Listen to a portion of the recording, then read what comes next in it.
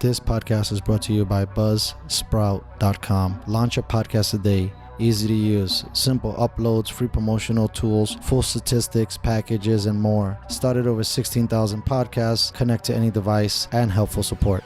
Stats are for losers. That's why we took the damn field. Now, if you want to crown them, then crown their ass. This is what's great about sports. This is what the greatest thing about sports is. You play to win the game. Welcome to the Airing It Out podcast.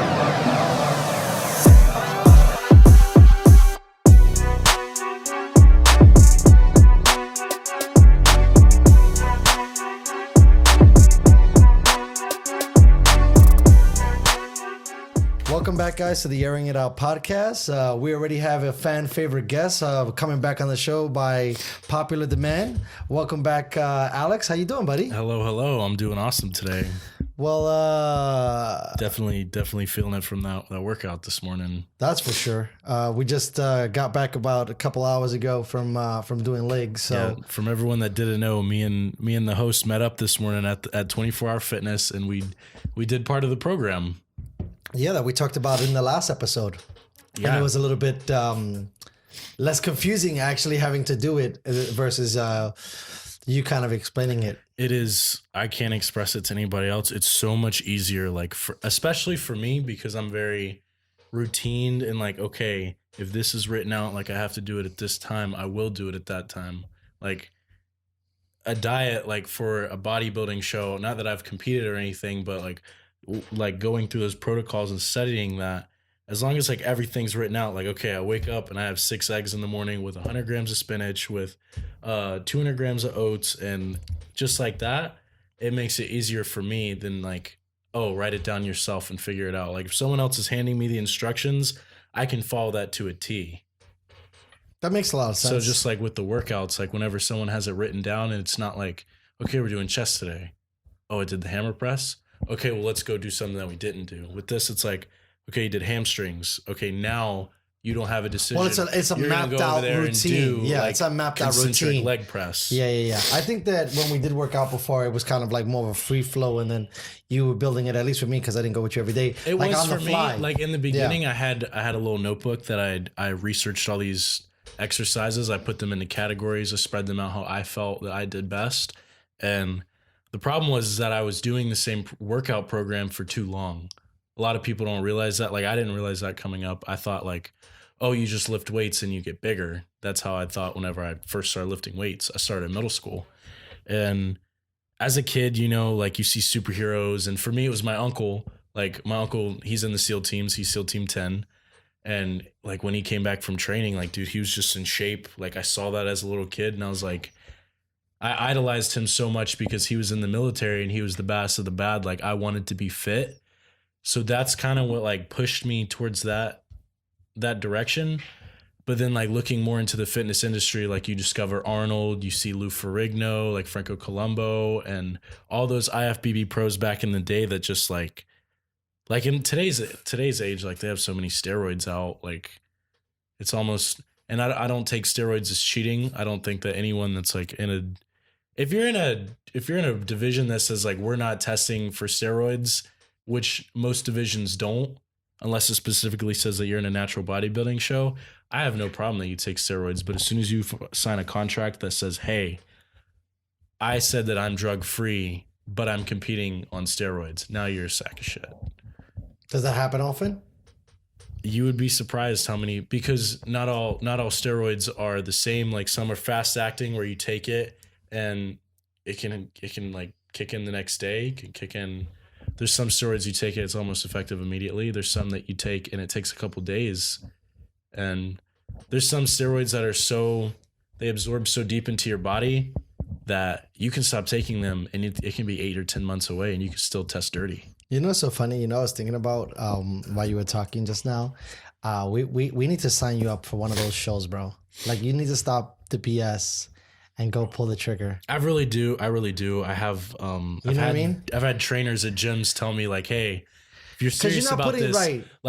It does it like I just said, if it's written down, if you set a date and you pay that registration money, it puts in your head, I have until then to get shredded and big and look like a goddamn animal. Bro, we could do so many freaking things. I mean, we could document it, right? It would also put me on the map of like, oh, he's an amateur bodybuilder who has competed in shows. So you need to start like thinking about that in the sense of like credentials and stuff. So background information, I work in construction right now. It is very, very hard. I know, but listen, Rocky, he was packing meat, bro. Stuff. You gotta put it in, bro. You gotta put it in. No, I mean the best one. That's why I always find you as a really interesting subject, because you already have if it's written down, it'll happen. Mm-hmm. You just get a little gun shy with some of the things that you should be pulling the trigger on. Exactly. You know what I mean? And I think it's natural, right? Everybody gets intimidated, right, by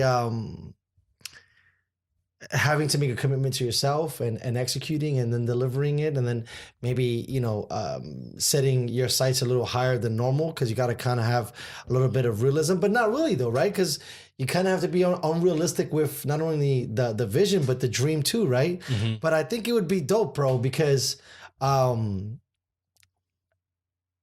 it's something that you've been like talking about for a minute, and at least going through it, like that process alone, I think you come out on the other side a totally different person, right? Like having to like do the work thing, this would be all in, center of the chips. So let's hypothesize right now, right? How long you think you would need before an event yourself, not the average Joe? 3 months, 6 months to prepare? What do you mean? Do you mean like, okay, I signed up for this show. Correct. I have 5 months to bulk, and then I have about 7 months to cut. So it would be a whole year almost? What? A whole year process to get like, I would say that it takes about a year to get in that shape level. And then to perform. I mean, obviously, like you can't just come out the gate, and I'm not trying to say like anything about high schoolers, because there's some high schoolers that have amazing physiques right now, and drug-free or non-drug-free, they've built an amazing like temple of their body at such a young age. But like, for me, that's why, like I've said, like I'd tell you all the time, I look in the mirror and I say like, oh, in a couple years, like even when I'm flexing, like I see the bigger picture of, like now I've said it for so long, like maybe at my size, that's what I've been told that, hey, you should compete. You should look into this. Like, I think it's time, bro. I mean, listen. So I'm gonna take a quick tangent. Will I be a pro competitor? No, that's not what we're going for. Yeah. But we're going for like, this is something that just putting your foot in the door. Not only that, bro. Like talking to you about it, you're passionate about it. You're interested in. Let's consider it a sport, right? Not disrespecting one or the other, but you're passionate about the sport, about the players in the game, about the processes that they go through, about the trials and tribulations, because it seems like a lot of those dudes have some like ups and real downs, right? Anyone that is in the bodybuilding sport of has setbacks, of perfecting their physique, not just men, women too, because they have bikini models. They have women bodybuilders. Bro, I was just going to tell you, there was this chick, I think she took maybe a year, but I was gonna say 2 years. And same thing, regular plain Jane chick, and just became an animal. And she was like ridiculous. And they compete too. Well, you gotta give props to the chicks. It's almost a sickness in your brain. They've like said in studies like, wanting to be that big and being that shredded is a sense of body dysmorphia. Do I believe that? I being the person that I am, and like, so on the roof, like I pack my meals, everything's weighed out. Like on the roof, I'll stretch. Like I'm working around construction guys. To me, the sport bodybuilding is normal because I've tried to live in it for so long. Like I've studied it. I've that's what I'm saying. Worked out in it. I've participated in it. And so for them, they like, it's weird to them because they don't see bodybuilding like I do. I see bodybuilding as a way of life. For me, it's therapy. Like when I go to the gym early in the morning, if I don't go to the gym for at least 3 days, I'm very, very stressed. I'm very like, everything pisses me off. Like everything could be going good, and I'll search for. You're like a dog, bro. I'll search for shit. You gotta take you for your walks. Yeah. So for me, like it's normalized, and for other people, like when they look at it, like when I'm stretching on the roof, like you'll see me sometimes. Like I'll just grab a pole, I'll start stretching things out. Like I'll just be walking with a roll of roofing material, and I'll start doing lunges. Just because like I need to feel something in my legs. So for me, it's normalized, and for other people, it's not. So for other people that's not in this sport, or even not with this passion, they don't understand like what's going on in your head. Like I remember being I remember being a little kid and like, but whenever I would lift my arm up, I didn't think about all the things I do now. Because when I lift my arm up, because now that I've achieved, like I've finally achieved mind to muscle connection, even without a pump, which it takes time to achieve that. Even people that do achieve it right out the gate, that's just, they're blessed to have that genetic of like being able to flex your pec, being able to flex your every single small striation in your back. I haven't mastered every single striation, but I can differentiate the teres minor and the teres major. Like whenever I hit a different position, if I don't want this to be involved, I can just flex one muscle instead of all of them at the same time and not hit the right pose. And doing all that, like just how like you and our buddy Adam talk about football and like, oh, Patrick sports this, period, do right. this, oh, Tony Romo. It's the same thing. I know saying Tony Romo makes me It's look okay, like but that's what you know. That's what you know. Yeah. That's what you know. I'm bro. like, Don't worry oh, about football it. colors, you Right. caught the ball. Like I played football, but I didn't like to watch it. I think most people that play it don't watch it. And it's fun to play it, but like watching it, it's like, for me, it's like, oh, there's so many numbers and all that stuff. And then it makes my brain shut down. Right. Well, they make it, I think from the outside looking in, it looks complicated, but it's not. But it's also to me, like once you've played it, it's like, right. How could you go to watching it? And not only that, like you've seen it at its like highest level, let's say in your space, right? So you get to really watch greatness on the field versus watching it through a TV, and it's just not the same. I think that has to say a lot with sports. If you're at a boxing match versus watching it on TV, right? Like there's something about a crowd. You go to a movie. If you're at home and you go to the theater, there's something about being. Oh, it pumps you up. Right. It adds a lot more emotions to it. But anyways, I want to get back to this really quickly because I was sitting here and I'm thinking to myself because like I'm going on this journey, right? And I wanted to tell you about this thing before I forget. Let me get it out the way first, about you really considering training for this, bro, because I think that it could be really amazing for you. Because you got this is one of the things, right? And then your trainer shit. Mm-hmm. I feel like now that you got the construction job, like your brain might start to kind of like sit back and go into it's like, well, I'm comfortable now. I got this job. I got my routine. Well, for me, I'm on a bulk, so things are a lot more like loosely out there to where like I don't have to eat. Like I can eat over the calories that I want to. And like right now I'm shooting to eat like 45,000 calories a day. And that number's kind of high. That's like 2 quarter pounders. Yeah, I know. Whenever you're eating healthy food, you're eating it in massive amounts. And whenever you're eating junk food, like I can take like 4 or 5 giant scoops of peanut butter and I'm set for the whole day. Jesus Christ. It's not filling, but I love peanut butter. By the scoops, it's fire. But like, yeah, I am comfortable right now at my job, and it's good that because you don't have me around yelling at you. I work. Well, now I have other assholes. Yeah, but those fools are not trying to do what I'm trying to do in the sense of I'm trying to inspire you. I'm trying to get you to greatness. Like when we used to work together, you wanted to make me better. Right. These fools are just yelling at you. Yeah, these guys are just yelling at you. They're just yelling at me because they have a shitty life. I'm trying to be a mentor, and I'm not trying to brag in that space, but like I miss, that camaraderie we have because I feel like now that it's not happening, you're kind of like hitting a little bit more the snooze button, and not the snooze button. I mean, now I'm waking up at 2:00 in the morning to go to the gym. Like I said, you're getting comfortable. Like you get 2 routines, so it's like I'm done, right? Like you get up, you get your ass whooped there, you get your ass whooped at work, I know. And as soon as you come home, you're wiped out. It's like boom, I'm living, and I feel like for you, because I care about you so much, like that shouldn't be the end all be all. Because I feel like for you, it's very easy to fall into a trap, and it's weird. Because you like routine so much because of working it out. I have a very addictive personality to anything. Right. So if you get the routine of working and working out, you already got the cheat code. What else is there challenging you? Nothing.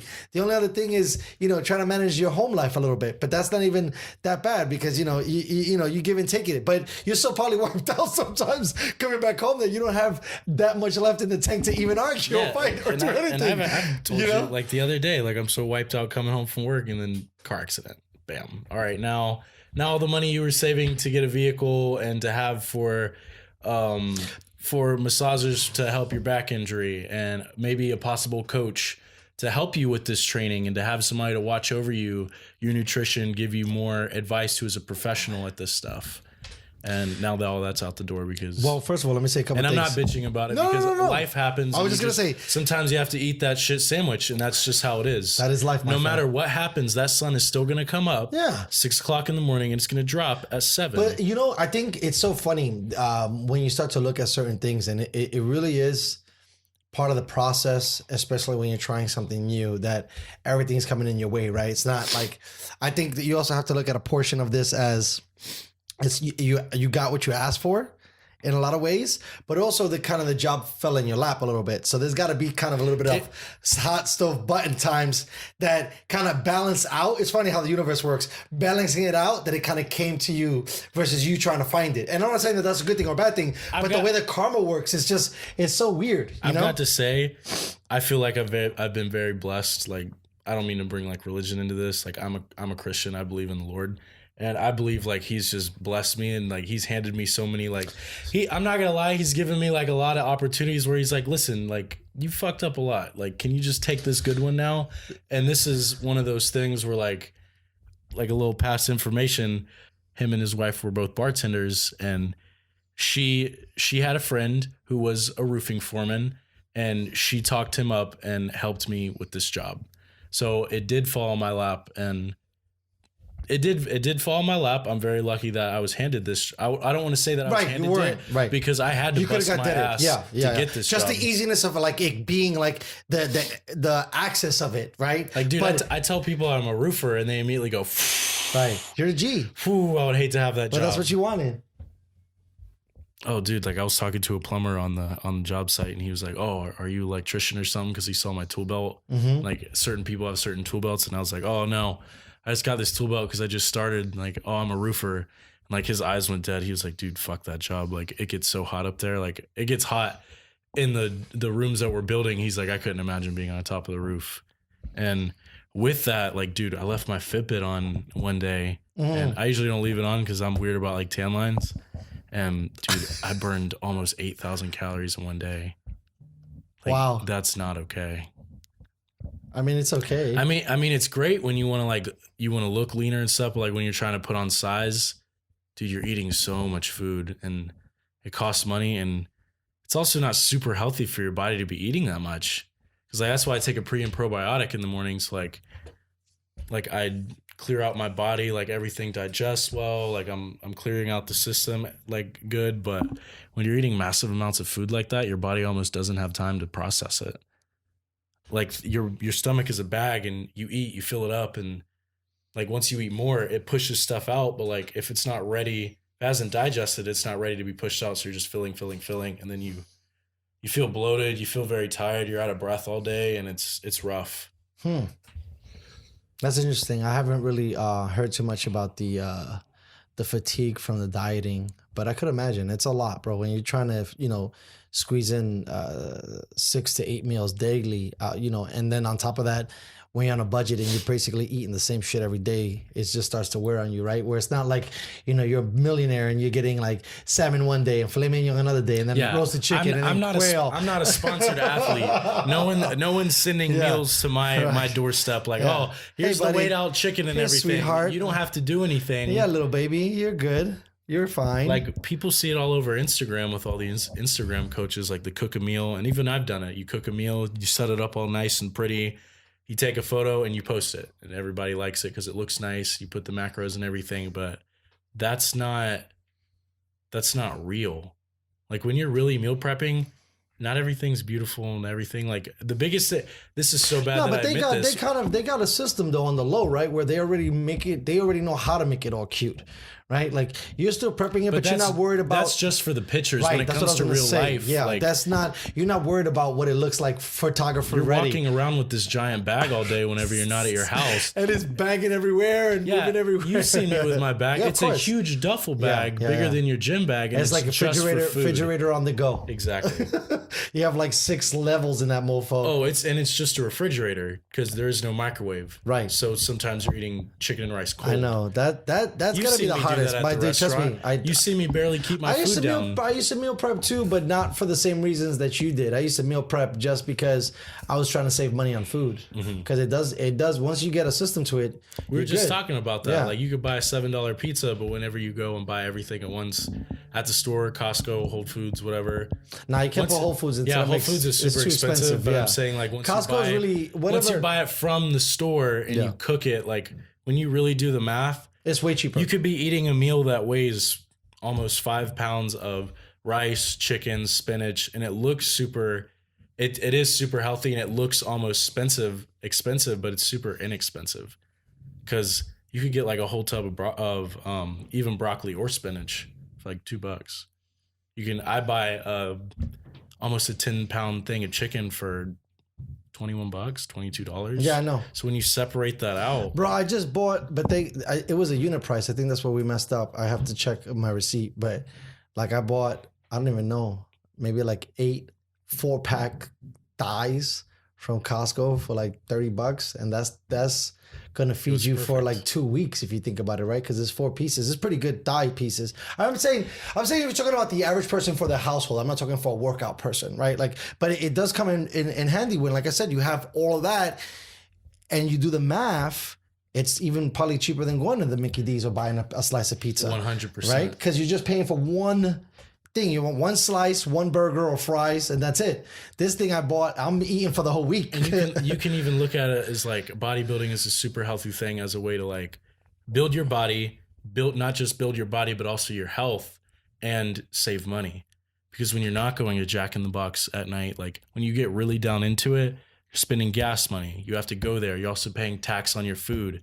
Even simply like a simple thing of like me going to Denny's and having a cheat meal, I still have to tip the waiter. I still have to pay taxes on that. It's cheaper just to do it at the house. Yeah, because you pay taxes once instead of paying it a bunch of times. Exactly. And most people don't want to do it like that because like I was going to say earlier, like I hate to admit this, but I get lazy when it comes like meal prepping because I just don't want to wash the containers. That's another pain in the butt. It's annoying as shit to like wash out, and you can't just wash it out. Well, you have to dry it out. No, so you know what I think it is, and this is maybe something that you should consider. And I've dealt with it and I've had better results with this way.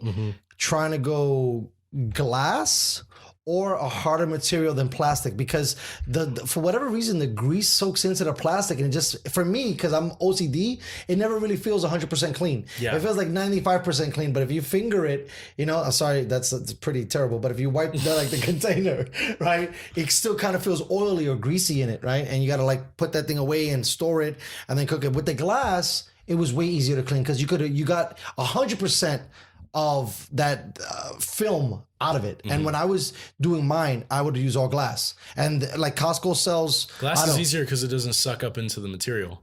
Exactly.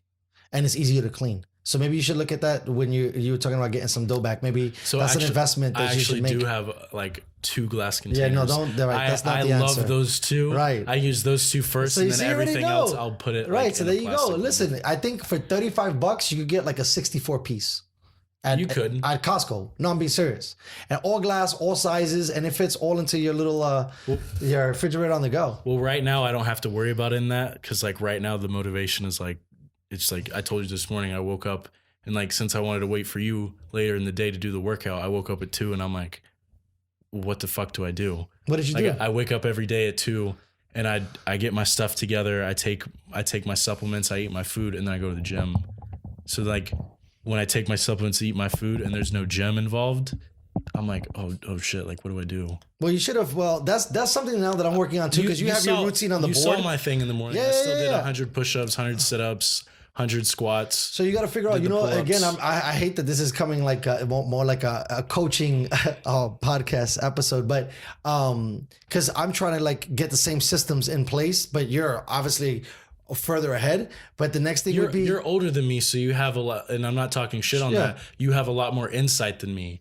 So the mistakes, not just the mistakes I haven't made yet, the opportunities The I haven't troubleshooting. jumped on, Right. you already see those opportunities and you're trying to lead me down that path. Exactly. So whenever you say Right. stuff about that, I take it in and I do write. So that's what I'm notes saying. on The next thing that's probably like, besides you trying to compete, you just start carving out some. I mean, it's only because I messed up your joint. Because if you would have went in, it would have been a totally different day.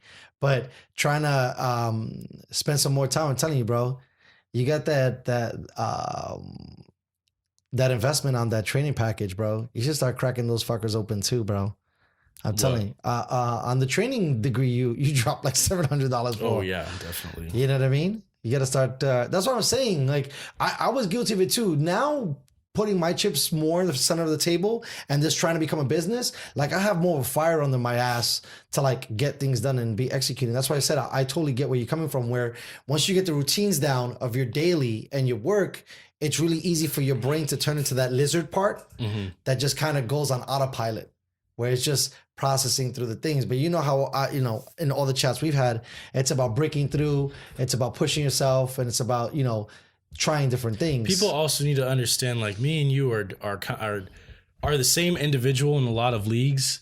Not everyone is like us, like what we were talking about in the car earlier. Not everyone is with that, like, get that fucking weight up, like, you better pick that shit up. Are you a man? Are you a clown? Like, what the fuck are you? Like, some people need to be like, hey, one more. Because you got to think about this. Like, Good let's job. say they high five you. You feel like you were the man. Like, if you had a female, right? Like, or if you had like a high powered somebody. Dude, like I know females like Adam's sister that are just like. No. But I'm not talking about that. I'm saying like if you had a client, right, and she's a little bit more dainty, she's not gonna be wanting to fucking run through walls, bro. You know what I mean? So it's like it just depends. That's one thing I learned about, and I'm probably about like 92% on it.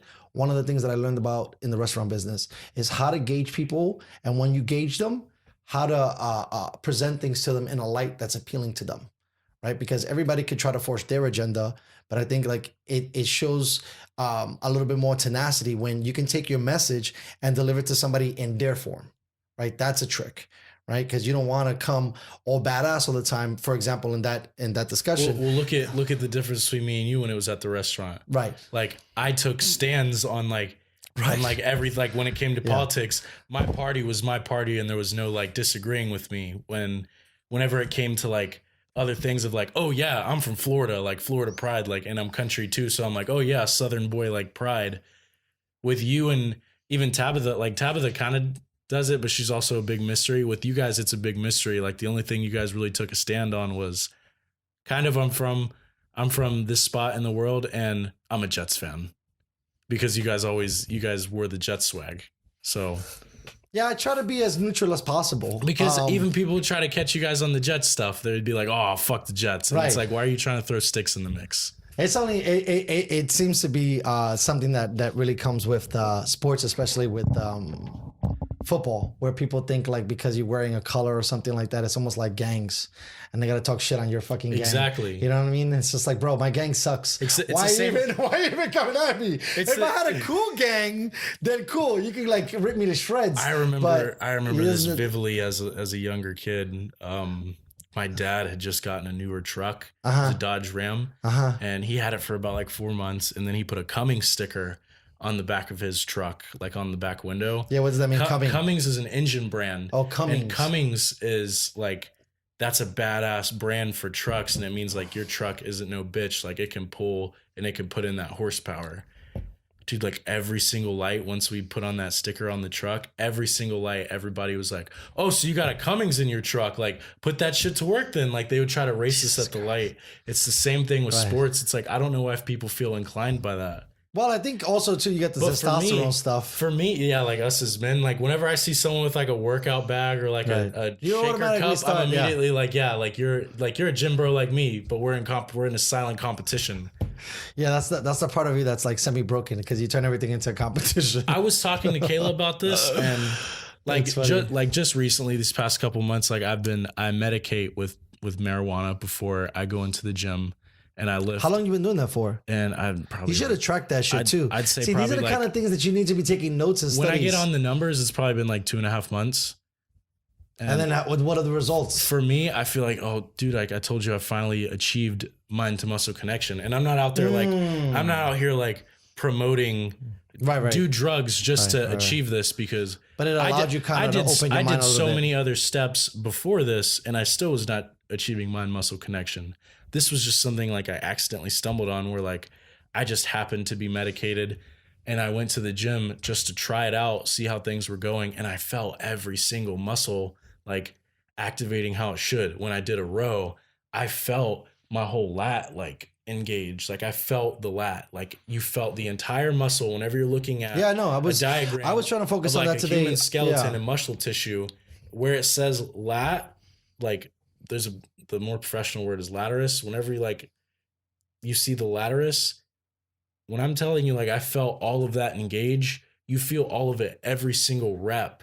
It's hard to explain it to someone who doesn't feel the same thing, because when you squeeze it, it's almost like this sharp pain, but like release, and that's just your muscle like at its flex, and you're putting the extreme amount of stress on it. No, If you're pulling enough I was weight. trying that today when we were doing it, and I don't know if I had anything to compare it to, just because we've been talking out about it more. I don't know if like for us on the even on the elliptical, like your legs weren't hurting and mine were like, dude, mine were so tight. But the last time we were on the podcast, my I told ass you was about to explode. I designed these legs by Van Damme standards. So See, but for you me, can, you can like, look at it like that, because I remember whenever I used to step on an elliptical and I didn't feel it the way I feel it. Now that I've achieved this mind to muscle connection of like, okay, so you're when saying putting more when I more first mental started- stress on like the I muscle. said on the last podcast, it's not about how much weight you lift, it's how much weight you can lift and still achieve that mind to muscle connection. Like I always thought like, oh, the more weight I lift, I'll get bigger, because that's what a lot of people said in the industry of like bodybuilding, like Ronnie Coleman, Jay Cutler, all that stuff. Like you see them in these motivational videos, and they're these just Adonis gods that are picking up all this crazy weight, and it took them like 10 to 12 years to reach that. Like you're not going to reach that out the gate, and you definitely shouldn't try. No. So for me to finally achieve this mind to muscle connection, it's like I feel like I finally built the grounds to finally start building the body, because it's that mind to muscle connection. When you're flexing, it rips more muscle fibers, and that's what causes size, not strength. You're getting both, but it's more hypertrophy than you just being a powerlifter that's putting on strength. Because look at powerlifters, they're not near as big as I know, that's what I be trying to do on the low bodybuilders. when I throw it up one time, because I'm just trying to get the power. I don't care. It's not the same as building the muscle. And that's it's a what totally I mean by different thing. this program is also keeping my ego in check. That's a huge part too. So many people have that ego problem. What I was getting at the marijuana before the gym session, like I used to tell, like I told you about the darkness in my head of like, you just go to the darkest places, you have like bad. Sometimes Welcome to California, bro. Sometimes just having a fucking shitty life. No, but I'm talking about in the sense that you started to use weed, and you're starting to now get away from that thinking. Yeah. And you're starting now to say, hey, I could go into the gym chill, still reach the mindset that I want, and still throw up the weight, versus going in there angry, listening to rock music and yelling, put a fucking pin back into the fucking weight. Yeah. Right? Like Having those a are the spaz out two. moment. Right. Those are the two different personalities, at least baselining, that are going inside the gym. Because we talked about it too, where, using music kind of throws you off. And I think that's not throws you off, but by the way, Joe Rogan said in November of 2018, he's like, yeah, I'm over that shit. I listen to music all the time now. I checked the date on this podcast. I'm like, when did you start listening to music? You fucking liar. No, but he gets it. I get it too. Like today, I was having some difficulties. He understands listen, I was having some difficulties with my music today. It's a and weapon. when we were doing it, I felt that I was more in the muscle. You get to be in the muscle. I was there today because I didn't have the music. And I had all the other outside of distractions. I had people talking, I had the weight slamming, and I had the crappy music they play there. And I had to drown all that out and isolate myself and try to get... Put yourself into the set. Right. And I wanted to trying to get that mind to muscle and getting the form, and doing all that stuff. And there was parts of it that I was dying. But mentally, I was continuing to push myself to not quit on my commitment of 30. For example, on that one set, that I'm like, we're getting through this. I don't care how much weight it is.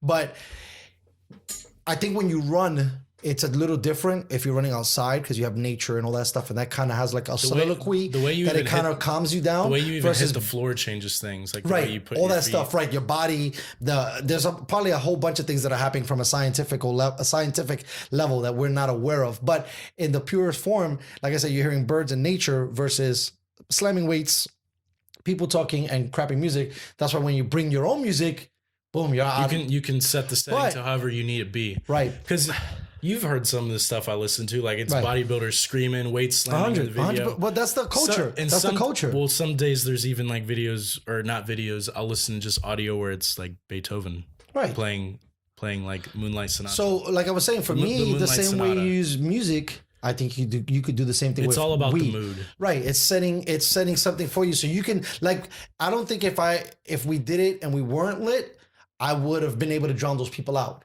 Because from a sober mind, I would have been consumed by the distractions. See what I mean? Like, and that's what I'm saying. When you're doing the mind to muscle thing, you're really, because you're lit, you're really trying to do that. Like your whole focus, because I don't know. That's when you're high, you literally like you take a step. not high. I think like, you can't say high because high broadens. I like to call it medicated. No, not even that. You gotta be specific. I think you gotta talk about just when you're using THC, because there's other things out there that can get you high, and I don't think have the same. There's 2 points I want to get on right now. Go ahead. That don't have the same value. So what I was getting to earlier is like used to being in that dark place, like when I would go in there sober, and I'm not saying like only work out high, because that's definitely not the way to go, but. Like this is a good thing to utilize for like a bulk, like because most people when you smoke or you take edibles, you it makes more. you hungrier, and it also like laser focuses you in. So do that for a short amount of period. Don't do this forever. But for me, like I've told you, where like someone can be next to me, and if they're doing the same exercise as me, they can also be doing a completely different body part. If they're like, you start changing exercises mid-exercise. When you think about fuck this, you, bro. Like when someone's doing chest, like you can do 120s on like incline, but you can't do 120-pound curls. Right. So someone can be over there doing 120-pound incline bench, and I take it as like that person didn't even look in my direction. And I'll take it as you just told me, fuck you, I can lift more than you. You're never going to be the same size as me. You'll always be small. Even if I'm like bigger than that guy. That's what I heard. And that's what I saw in my brain. Called you a bitch, bro. Even though he didn't even look at me. He doesn't even know who the fuck bitch, I bro. am. But he just called me a bitch, and that he's going to fuck somebody up in my family. Yeah. And I can't take that. So being sober, like, dude, my brain is on such a loop. Like, I'll hear that, and then I just go ham. And you would think in your brain, like, oh, I'm lifting this heavy weight, I'm going animal. But if you don't have that mind to muscle connection, right, you're not doing anything. Where are you really at? Right. You're not really focused. Also with the medication thing, I wanted to get at, like, when I tell people that I medicate before I go to the gym, I don't sit there and have a 30-minute like you go in session. Right. Yeah. I take like a small hit, or I eat like a little edible to where I know I'm going to be medicated. Not to the point where like I can't control myself. Like it's literally a barely. Well, it's like thing. it's like the version of microdosing, right? Like you just, but you're microing, but you're not doing it over and over again. You're taking a little bit and setting yourself also loose. Taking like pre-workout and and that, like, they counteract each other so well to where like mentally, because the weed hits you mentally. And mentally you're calm, you're not as stressed, like you're in the moments, you're also in the body. And then the pre-workout, like from people can see on the video, I do steal supplements. Their pre-workout knocks me off the fucking rocket. When that hits in, like, there also has a mental focus, like proprietary blend, so that kicks in. Your heart rate, like, that's rocket fuel. It goes crazy. Like, it's like doing fucking weed and coke at the same time, like, but having a little bit. To be honest with you, that had me a little bit thing too, because I did take the pre and I did blow some trees, so it was that like chemical potion you were trying to throw in to try to get the best results from both. You didn't want to have like the drowsiness, but you wanted to have like the access that it gives you when you're lit to mess with the mental files, at the same time have the drive and the determination to continue to go through it. Because I mean, I don't even know if I would have been able to do what I did, but I was feeling good. Like, I went on there and I was like, let's go. It could have been the pre, it could have been my own mind. Like, I saw you zoning out when we did squats. Like, you were getting into it. Yeah. I was trying to, like I said, I was trying to focus more on the message that you were discussing, because Arnold talks a lot about that himself. You know what I'm saying? And I spoke to Tony Gonzalez once, and that was kind of his message too. And it's the idea of wherever you're at, you're there 100%, right? So you're not just in the gym to watch the videos and listen to music or rock back and forth to compete. It's like, bro, I got an agenda here. I got to check these boxes, and then I'm gonna go. I could care less what you're doing, right? Like, that's how zoning it out. And I think when you also smoke bud, it helps you do that easier. I've also never been like a person that like I go into the gym to make friends. I never like I almost never take my earbuds off. Only time I take my earbuds off is if like I'll go in the shower. Like I'm not there to you're talk going to in there like the people. lone wolf, which a lot of people do. But there's also in that space a bit of a community because a lot of people like I've seen it. Like there's a couple of the old folks that know each other. You know, people go there every day. The morning crew that I go around, I know a bunch of people in there. Like I talked to him, like Right. the big power lifter dude I told you, Juan, just this house. Talk to him in the morning. There's this older couple. I talk to them. They like to joke around. Front desk dude is usually the same. There is that community in the morning, and like it's even cool to like the point where like I've missed a couple days in the morning because I went in the afternoon because And they'll things be like, came "Where up. you at?" Yeah, and they'll be like, "Oh man, I was worried about you. Like Yeah, you didn't I come thought you for a couple died." days." Yeah. It's like Especially when you go ham and you put in like 2 I straight know weeks. they see you and like then- they yeah. see that you're no joke and Right. you really came in there like to not fuck Well, around. not to talk shit, but when you can clean all the plates, bro, they admire it, right? Because they see the effort and the hard work being put in. It's not like you're just there to just post up. Because it's funny when you start to talk to other people, even, you know, you and I have talked about it, when you just see somebody just fooling around. It's like, why did you even come? Right? Like, Well, I hate people that wear Right. that wear shirts that talk shit. That's like where it says like, "Oh, shut the fuck up and train," but you can only pick up like 15-pound dumbbells. Right. And Well, that's, and I'm not remember I saying- was and telling I'm you not- about that? That's and my theory As too. much as I'm talking shit on it, like somewhat everyone has to start somewhere, but you need to be humble. Facts. Like That's why I wear the most like jankiest clothes, even bro. our guy like Robert Frank said like back when he was growing up there was a 200-pound rule. If you didn't weigh at least 200 pounds, you were not allowed to wear a fucking sleeveless shirt in his gym. Or the dudes that were over 200 pounds were going to kick your ass. It's having that respect for this passion in this sport. It's almost funny because we were talking I'm about telling it the you, last time. in our gym that we go to, the 24 hours, Uh-huh. like the stuff that like that would not be tolerant. Like how we dress, Well, it's kind of dress nice, and like people have the music on. Back in my high school gym, that would have not been a bro, thing. Me neither, bro. Dude, I miss it so much. Like working out with a football team in a community whenever everybody's screaming, like weights are getting lifted, everyone's getting smacked around. Like you can't even hear anybody. The music's so loud. Coaches are screaming. You're screaming. You get under the weight. You're scared. You're nervous. Like for some reason, you're kind of horny too. Like it all makes sense. And oh man, it's just like so much blood and so much like The problem hormones is that running through your body. You just like, you know, a lot of those places. That's why we got to go one day. While we're here, you know, part of the process of getting out there and building your brand in that, we should go to Gold's Gym and PB, bro. I heard that Dude, that's 100%. that's kind of more Oh, of a and PB? Yeah, right. So it's like I thought you were talking about Muscle Beach. no. That's Venice Beach, but there are places here that we just don't check out because we're being, you know, whatever in the lame stuff. I know we're lame in the same area and shit. No, but no, it's fine. It's just I due mean, to certain restraints, it has a setup like that. But I'm just saying, like, there's places here where you go, and I'm sure it's like heavy metal, whatever, and they have a little bit of whole nother agenda. But You saw it the other 24-hour Right. fitness that we went to. Right, it was Like, every different. gym is different. right, everybody has to. So you know, this one, like I told you, I think a large portion of it is because that they got smart. There's a lot of women that live in this community. There's probably more women that live in this community than there are dudes. It's not just women, it's a lot of older people That too too. that do have money. So they tried to make it nicer and make it for the spot to be at. Well, not only Like, that, hey, it's just you not. and I see it in the morning with classes, like they have housewives that all meet up together and they're all friends. They come in the morning, they do hot yoga, they do booty boot camp, whatever, and they've built that. And that's what's. I mean, for the most part, there's at least a 50-50 split with the sense of how many women to men there are in there. At least during the prime shifts, like during the AMs and the Dude, evenings. I don't even know. I would say like it's even. Right, that's what I'm saying. It's like even. That's a lot. Because in the You morning would there's think like a there'd be lot. more. There's a lot more dudes there. I mean, there are a couple girls, but like the time that we went today on a Sunday, there was way more chicks.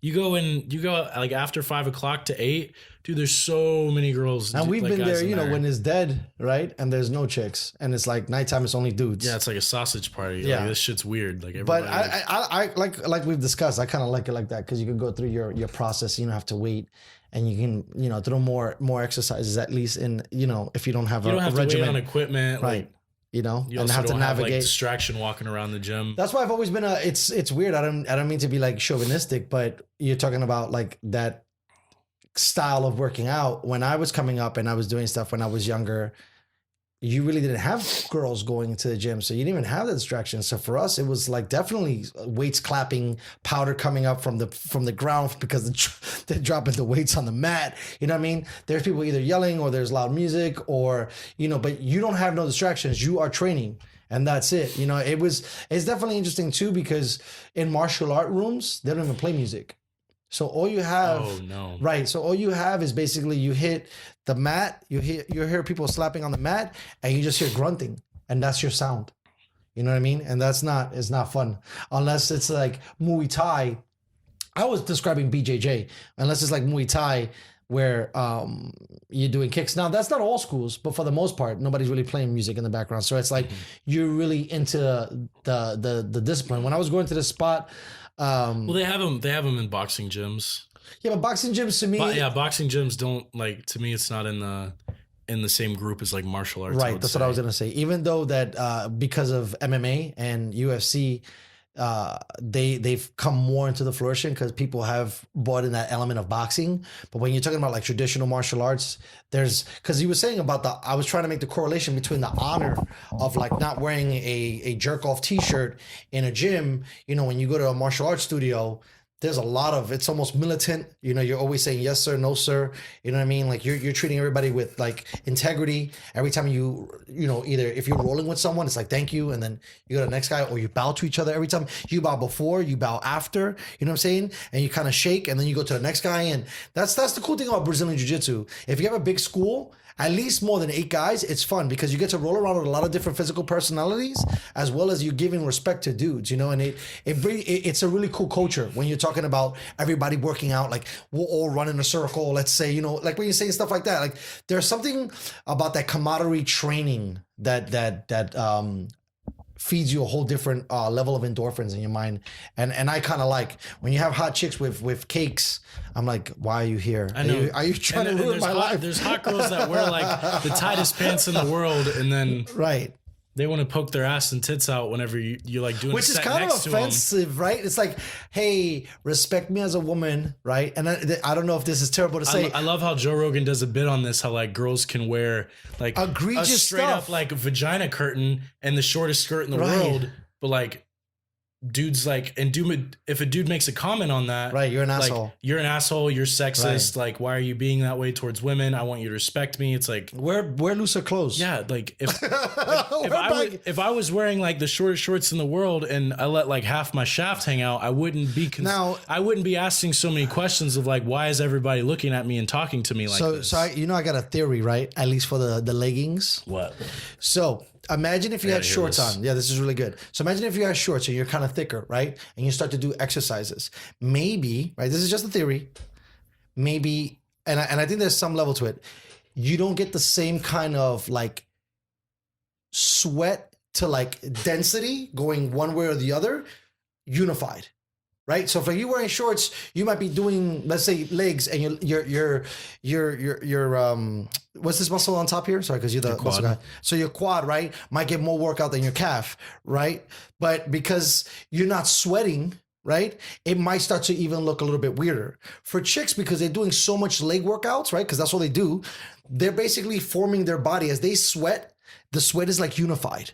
Because it's like sculpting. So I feel like most of that stuff that they're wearing, it's more of a sculpting kind of thing for them, especially when it comes to leggings, because it's kind of, you're doing all of those movements and it's like your lower body, in my opinion, is sweating evenly. So it started to give a shape the way you would want and it. They're so tight at like... Exactly. So because it doesn't breathe, the material's not that breathable. Also those high-waisted leggings that they have where like they can put their stomach in it and it pulls it back. That's one of the reasons. Right. That's another thing. And that's, you know, so that's what I'm saying. I think that we're looking at it as, hey girl, you're half naked in a leotard looking like goddamn Wonder Woman in the building. And we're, you know, tongues out trying to do our sets. But I think for them, there's a level of at least sports theory why they wear the tights. Girls also wear those tights because you can take a girl that doesn't look good in shorts, and for some reason when you put leggings on because it's mushing everything together. The patterns and the colors make them look so much better than they are. And I've talked to my roommate about this. Like, this is such an evil thing, and I'm not hating on thicker girls because that's the way that I go. Like the high-waisted pants, that's an evil fucking trick, bro. Oh, it's facts. Oh, dude, you could take Right. not even girls. Squeeze all of that marshmallow in there. There's guys that you're like the muffin top. It goes over the Right. belt with that thing. There is no muffin top because there's no belt. But you see how it's putting all that stuff. I really think that there's some. I gotta look into it more. But I'm telling you, there's a reason why that stuff it shapes your body. Like if a dude did it, if you wore that, I'm sure over your chest, you would probably because you sweat so much, you'd probably get more ripped. Because you're sweating a lot more. Because when you think about it, if you're wearing shorts or short sleeves and shorts or whatever, you're letting your body breathe, right? So it's not sweating as much, right? Because like today, you were like, "Damn, I'm sweating," but it's because I put the long pants on, I put the jacket on, and all that stuff. Like it covered the shorts, it covered the shirt. Right. So that's what I'm saying. You might be because part of like cutting down is sweating, right? That's why people put trash bags and stuff.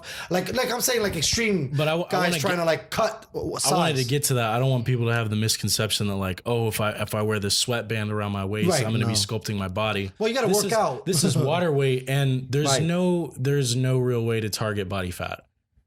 Like there is ways to sweat out the water weight, and you'll look good temporarily. But no, when you drink a glass of water, eat some fruit, it's going back in. I also found it very interesting. I don't know if you know this, but women weight.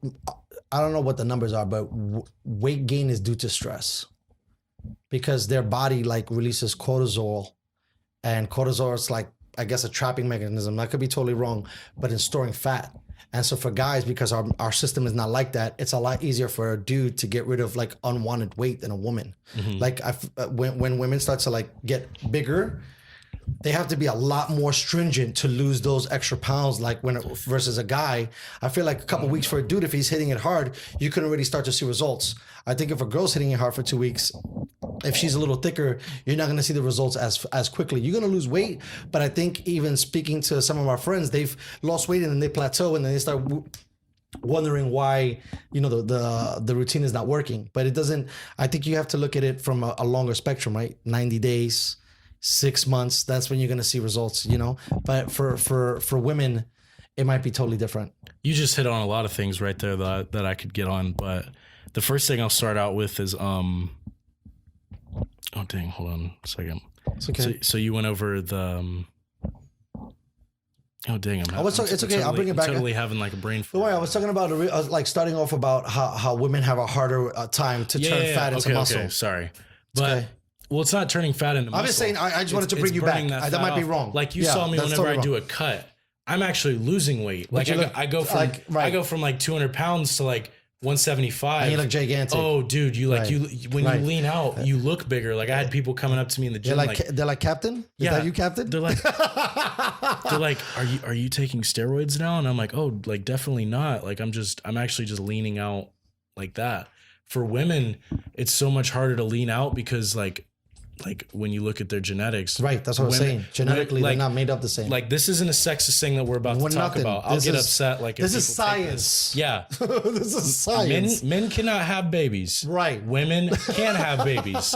Their bodies were designed to hold another life. Like your body was meant to bring in a blessing into this world, however you see it. Right. That's not your only purpose, but that was a purpose that you were it's funny. I think to be. Like when you see the hour-shaped glass, right? Girls with big hips is kind of sexy, but that. And I might be wrong, but that signifies childbearing. And like maybe in our chaotic caveman mind, in our caveman mind, we know that looks like talked about it. Right. Like when girls have bigger titties, bigger butt, bigger asses, bigger hips.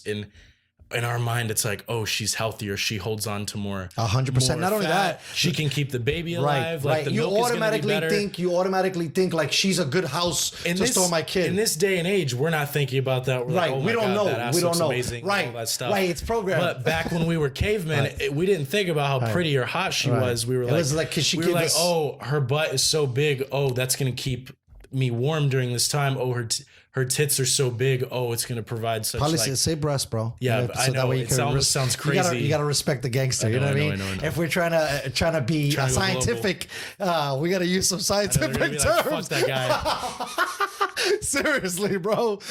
Be mindful. But yeah, so larger breasts, larger not anatomy, but just the more hourglass. The hips, like the BBWs were like so many considered girls, like back in history, like they would try to have their babies. Sometimes it would get stuck. Exactly. Like there would be complications. That's what I'm saying. If you had wider hips, they thought, oh, it'd be an easier way for the baby to come out. So like that's what I said, based on the science and genetics, bro. That kind of stuff like is programmed into our brains. Yes. Like even simple things as babies, like when you lay in your crib, they put those toys that hang over you and go in a circle.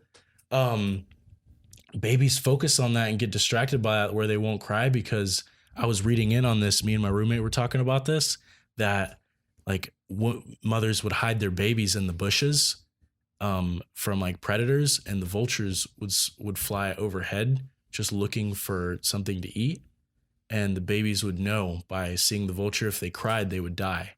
Even as a baby, they realized this through like time and time from other babies dying. Like this sucks that we're like, I got on this like. So basically like the trauma, if you got rise and you give another kid in genetics and you figured out the Matrix and now blueprint. babies like look at the toys and they have no recollection of like, oh, I should be quiet because I'm going to die. They just have it in their brain of like, oh, I'm looking at these things above head. I should just be quiet.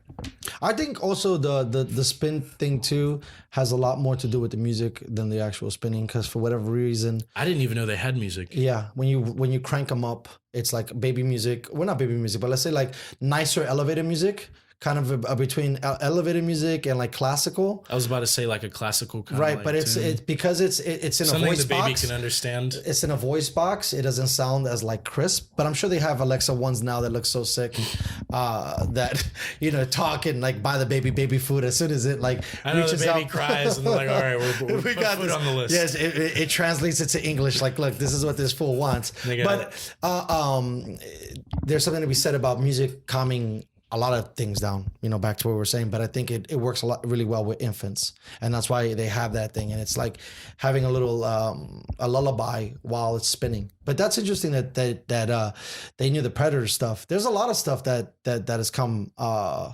with us in our DNA blueprint mentally. But as we get far away, we forget, like you were saying, and, but yeah, I think it's got to be challenging. Getting back to where we're at, it's got to be challenging for women trying to go to the gym and see results and stick with it when it's not happening as quick. And I feel so bad because a guy could like do a couple of bicep shits and you feel the pump and you're like, boom. It's because of the and testosterone. Like, yeah, Our testosterone is anabolic, and anabolic is meant for building muscle and cutting fat. Right. So already we're looking like we goddesses. We were meant to, like, our bodies were built to work. Like, we weren't gatherers, we were hunters back in the day. Right. We were meant to go kill that deer and then have to drag that shit all the way back to camp, which you see that in movies. Like, being a hunter, like I remember when I killed my first deer, I was like, oh, I'm going to throw this thing over my shoulder. I'm going to walk it back to camp like a badass. Dude, I couldn't even get that deer off the floor. And then I had to drag it back to camp. And I was like, oh, like I was so wiped out by the time I got back. I was like, I don't even give a fuck that I shot a deer. Yeah, that's a whole nother. I know that's a whole other thing to get into. No, not that. Just that's like a that. whole other sport. Sure. Just but the process is always so fatiguing, right? Getting up that early, staying in an area for however many hours, not seeing anything to get one kill or one shot. But you guys have a little different, because the little bit that you talked about, you guys know areas just like how you were talking about hunt, jiu-jitsu things are quiet, peaceful, like there's respect. Behind hunting, it's the same thing. Like, right. Anytime we've ever killed an animal, like even if we've shot, you drink the blood. I did that like on my first thing. I remember my grandfather joked around about that. Is that facts or where we are with that? I feel like it's a joke, because there's a movie called Red Dawn. Oh yeah, and they fuck with them. Yeah. They also have a movies like Apocalypto where like they kill the hog and they're like, oh, you need to eat the balls. That'll make you a man. And then he takes a bite. And everybody smacks him on the neck and they're like, you ate the balls. Like, right, you got clown. It's the same way like with the deer thing. Like there's movies that made that funny, and then people just did that to their grandkids, their son, of like, but it's funny, this is your first kill. If it was natives, they didn't see no movies, right? So who knows if they're like trying to do that part too. So I guess you don't have to drink no blood if it's your first kill. Just kill the animal. If you're asking me, would I do it to my son? Yeah. To my daughter, 100%. Both of them. Yeah. So evenly. Okay. Well, I hate how people like raise kids differently. Of like yeah, you should definitely raise your daughter. Well, there's different differently agendas. than a boy, because definitely right. don't be as hard on your daughter, because you're not trying to build a stripper. give her the hugs. No, I think give the her stripper kisses. comes in not so much from you being harder. I think the stripper comes more from the negligence.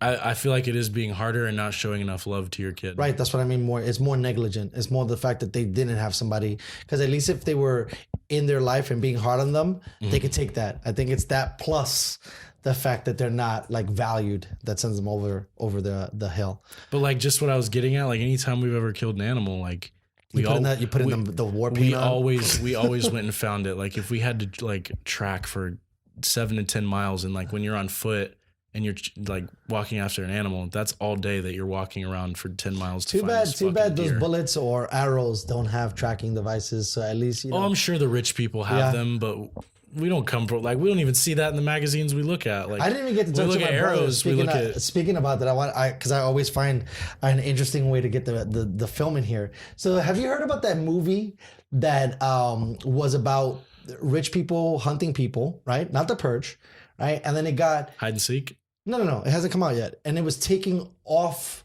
the up and coming agenda. And they didn't show it, and they were going to block it because of how the movie was going to be viewed to people under the Trump administration. And now it's coming out. Looking like the rich and the powerful were going to like prey on the right. And so now the lower status. Right. So now it's coming out. So I'm telling you, like rich people can have all the money that they want, and there's only like you can buy all the guns you want. How many people can hold those guns? Like when looking at the demographic of like.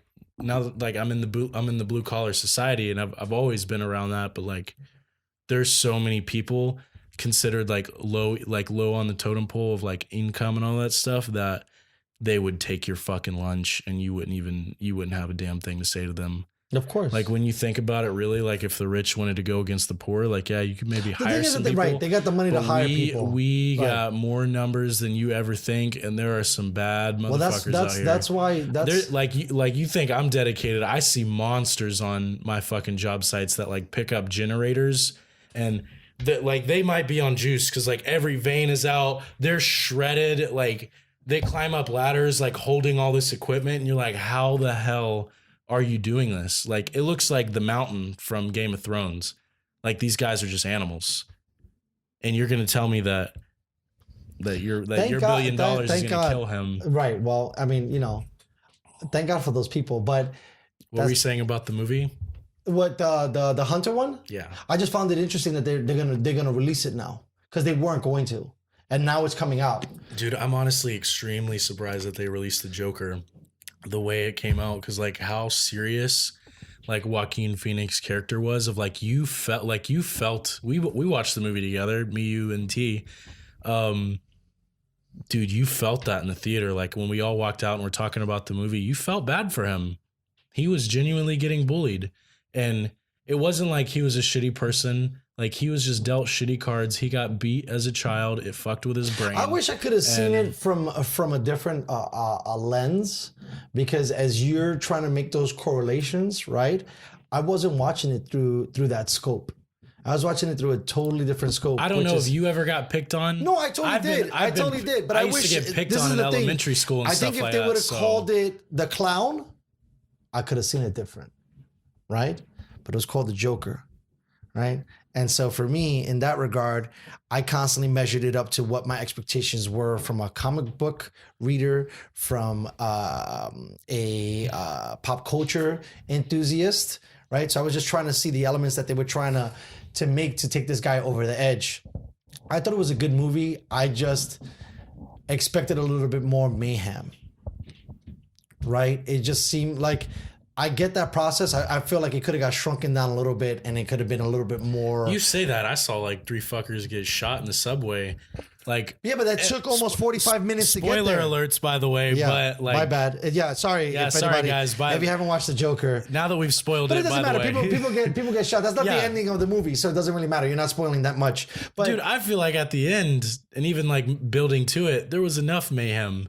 Dude, when we walked out of that movie theater, I thought about like setting that whole mall. And I don't mean to sound like a psycho, but it gave you like this empowered movement for justice. You know, it's interesting for the lower people, because you saw how the rich and the powerful, like he would always go to those medical Facilities, let's say, yeah. Facilities and schedulings to meet with his therapist and get his meds and all that. And you saw the rich were like, oh, we don't have the money for certain things, so we're cutting the funding to that. Well, you see, program. that's why, I mean, that does happen, right? But when they were trying to keep it with an undertone, it was hard not to think of that place not being Gotham.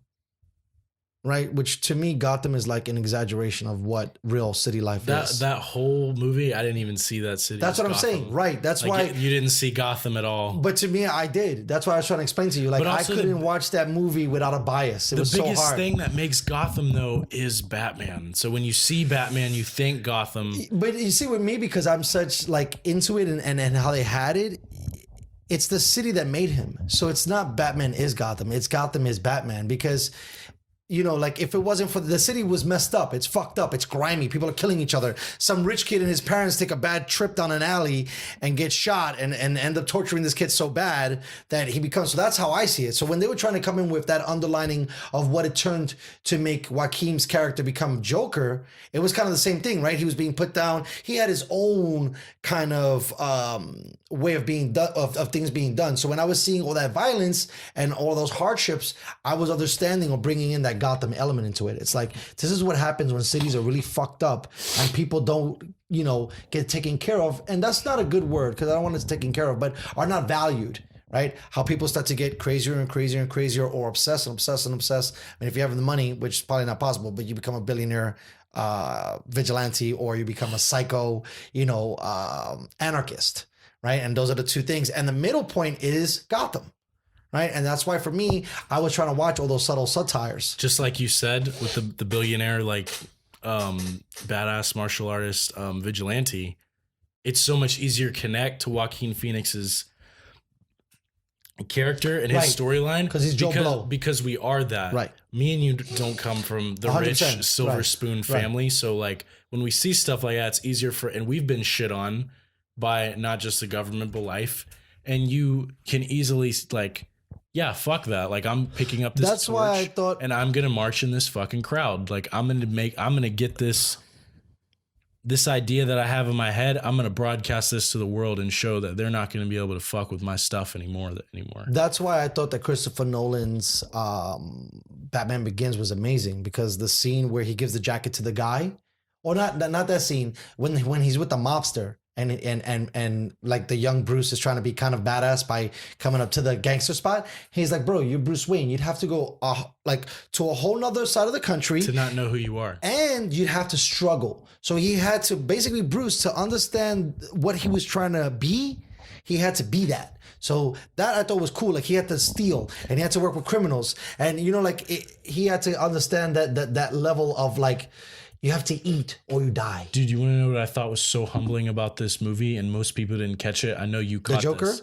No, it's whenever it's showing his life when he was running with the criminals and he was stealing his own shit. Yeah, you saw the boxes and they were all Wayne Enterprises. And the guy says, like, do you even know whose stuff this is you were stealing? Right. And it's his own shit. Right. And you hear him like when he's monologuing, he's like it's great. Narrating. I mean, he's like, it's amazing. And I never stole like the way criminals would. Because he was stealing his own shit, so. But he had to go to prison, right? Like he had to realize how bad it was. And he was like, "Leave me here. I need." Yeah. Right. He beats up those guys and he's like solitary. He's like, "For who? For them, not you, bro. I don't need protection. Protection for them." You know, but that's the thing, and I think that beginning, I think a lot of people forget because they realize how great The Dark Knight was, but that was a true trial, right? That you can draw lines to the Joker, where you have to really go through a struggle, like a big time struggle, to really, really, really have powerful breakthroughs, right? Like it's only until you're starving that you make changes in your life, whether they're good or bad, right? It's only, I love this part. Anthony Robbins talks about it a lot. There's two ways of doing things. You should do something or you must do something. He's like, people who should do stuff should all over themselves, right? And it's like a play on words because he wants to say shit, but it's true, right? So for like Joaquin, he was such in a corner, he only had one way to go, which was spaz out, go on that show, you know, and who knows, like all the stories that I've read, that movie's so crazy because of the fan theories, right? The way it could be what perceived, part of what was in his head, and you hear all like these was it different all theories. of a dream, right? Yeah. Did it start here? Did it start there? Oh, dude, did it was stop such a there? trip when you figured out that his girlfriend, who he thought was his girlfriend, was not his girlfriend. Right. But the thing is like you heard what I said when we walked out of the theater. I was like, dude, that's like my biggest fear is that I'm having this memory with like all of my friends and like us going to the movies, like us hanging out places, like going to get drinks, stuff like that. Like for me to like think that you guys don't exist and I've been like imagining all this the whole time would break my mind. Well, first of all, right, let's think about it in the sense of how it's been portrayed in films, right? It's usually only one person, right, that you see. So in Fight Club, it was one guy, right? In this, he's seen himself. He didn't even make a second character. Tyler Durden. Right. He didn't even make a second character, Joaquin. And then there's a very famous TV show called Mr. Robot. And spoiler alert again, you see this character who you think is his friend and there's nobody there. He's so delusional that he invented somebody to execute his plans. Same thing kind of like Fight Club. And so, first of all, I think that you have to be worried because when you're that delusional, you're really fucking crazy. Like, not crazy, but like you're mentally ill. There's this movie that pisses me off so much. It's a horror movie called Hide and Seek, and it's got, who's the main actor that plays? And he has this movie called The Grudge Match with Sly. He was in the movie Irishman. It's not Robert De Niro, right? Yeah, it is Robert De Niro. Okay. He's in that movie. What movie did I just say? I can't believe Hide and Seek. I got you, bro. So he's the main dad. It starts with a mom, a dad, and a daughter. And the mother, like 5 minutes in, like I'm spoiling this movie. Don't worry about it. This whole podcast is full of spoilers. She cuts her wrists in the bathtub, and it makes it seem like the whole movie makes it seem like it's a demonic figure in the house. But at the end of the movie, you find out that the dad's a schizophrenic and he's really been killing everybody and he just didn't remember. And I hated the movie so much because I have a fear of demons. Like I have a fear of like anything demonic, like, cause you can't fight a ghost. I've said this 1,000 times. You can shoot a person, beat a person down. There's no fighting a ghost. They pick you up by the hair, they drag you around the room. So when I find out that it's a human doing all this, I'm like, oh, this easily could have been stopped. Like, but not really. And that's what I'm trying to. Like he was schizophrenic. So that's what I'm trying to explain to you. This is mental illness, bro. And I think that a large part of what the Joker's message should have been is not that there's this person inside of us that wants to be an anarchist. There's more so a nation struggling with mental illness, and we're not dedicating the dollars or the funding. Well, dollars and funding is the same thing. You know, the research and the time and the effort to help some of these people, because maybe the Joker's a movie, but there are people that are legitimately that nuts. I feel like that's the biggest takeaway message from that. Right. Because they shut his clinic down because of no funding. It says it in the commercial, like it's the background voice talking at the end of the commercial. It's like, all my life, I've never understood why I'm here, and I've never felt like a reason for being here. Now I feel like I know who I am.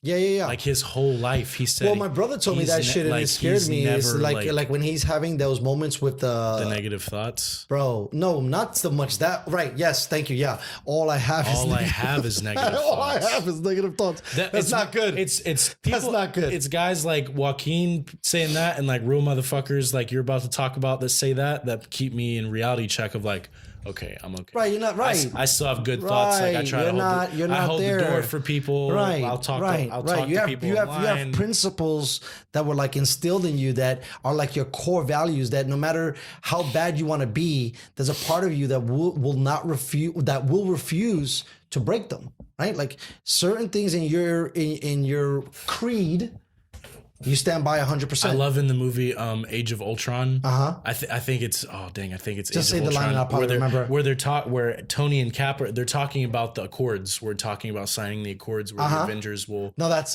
Captain America, the last one.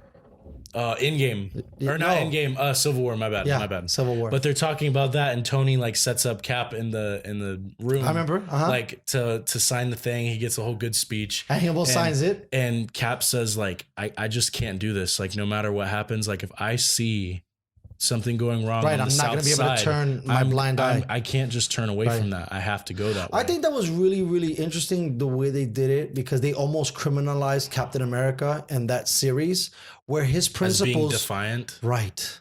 Because he's supposed to be the yes sir guy, right? He's Well, a military dude. He's supposed to be right. America. He's so Captain whatever, America. Whatever the commander, whatever the Commander general says, that's what we're doing. And I thought it was really cool that you have to see Captain America for who he was, because when he first became Captain America, he had values. That's what I'm saying. He had morals.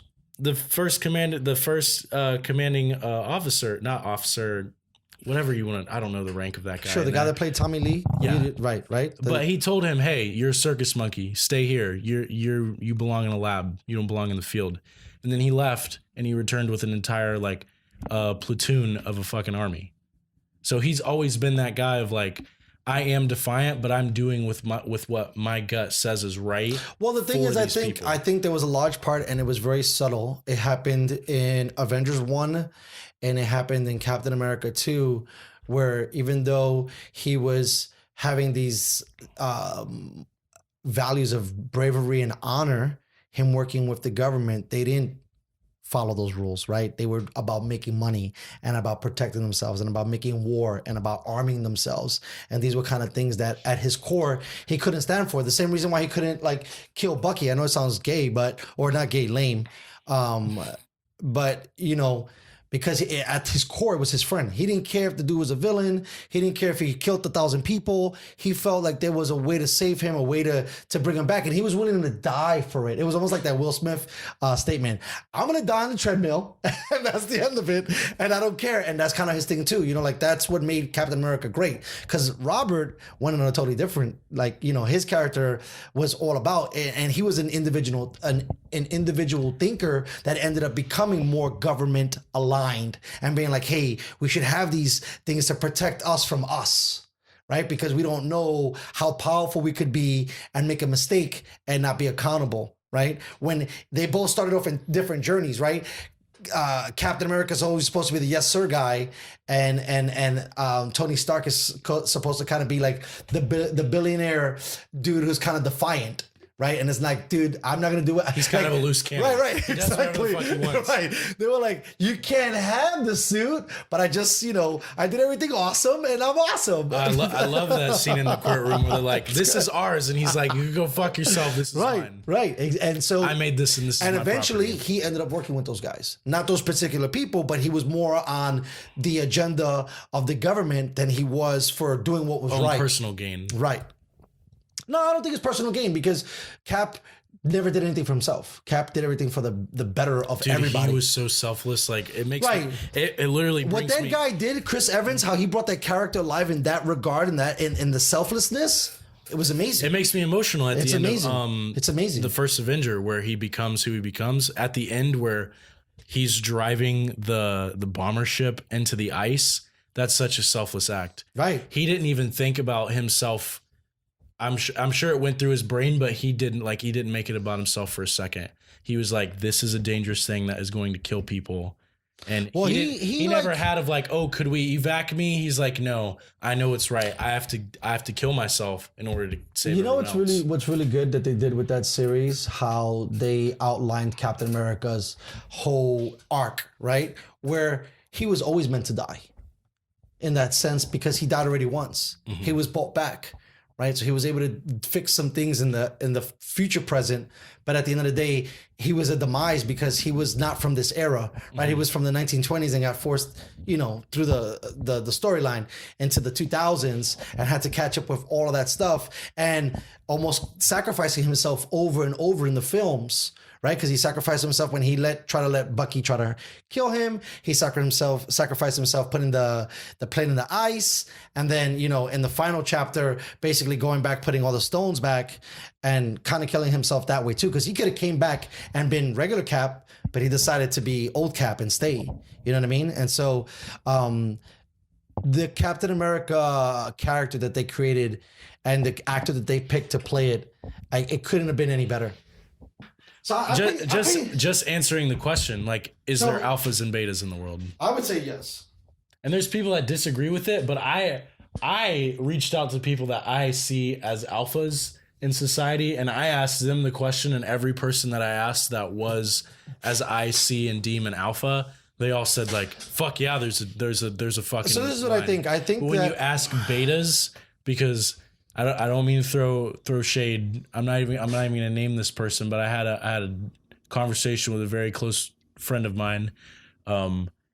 She, what I would classify her as a beta. She said that there's no line between alphas and betas. Okay, so watch. I feel like both answers are right. This is the problem with classifications, right? Because of certain caste systems, people think that you can't be mobile, right?